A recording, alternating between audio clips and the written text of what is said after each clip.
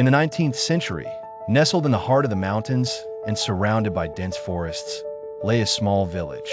It was a serene place until a terrible plague ravaged its streets, leaving many dead in its wake. The living struggled against despair as rats, driven mad by the stench of decay, scurried along the cobblestones, thrusting the village into chaos. Only a few survived, trying desperately to ward off the rodent horde with sticks and fire.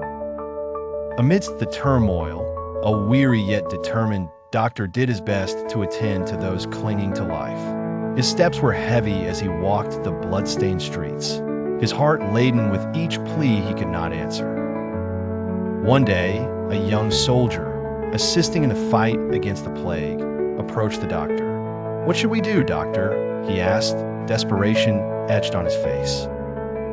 The doctor, resolute and wise beyond his years, told him, "Separate the living from the dead.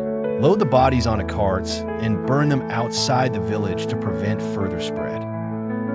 The townspeople followed his directives, though hope seemed a dwindling flame. One evening, as the sun dipped behind the mountains, the doctor sought solitude and answers within the village's oldest building, the church. He entered the sanctuary and found it empty, save for a lone candle flickering at the altar, casting long shadows. He sank to his knees, wearied eyes lifting to the heavens, as he implored silently for a miracle.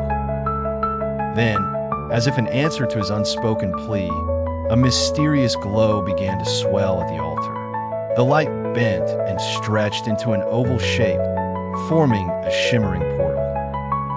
From this otherworldly gate, a hooded figure emerged, its form tall and eyes large, clearly not of this earth. The doctor, both awestruck and frightened, found his voice barely above a whisper. "Who are you?" The being responded, its voice resonant and clear. "I have come from a distant place to help your people.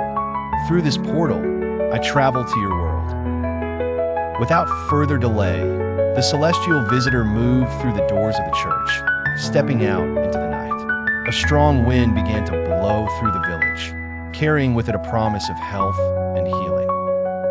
Those once at death's door found newfound strength coursing through their veins, their recoveries miraculous.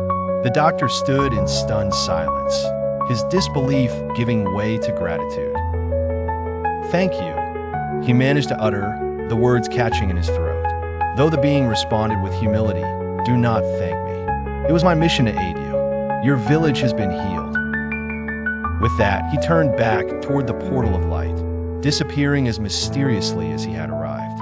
As the portal faded, leaving behind the familiar flicker of the candle, the doctor whispered to himself, "An angel has visited us."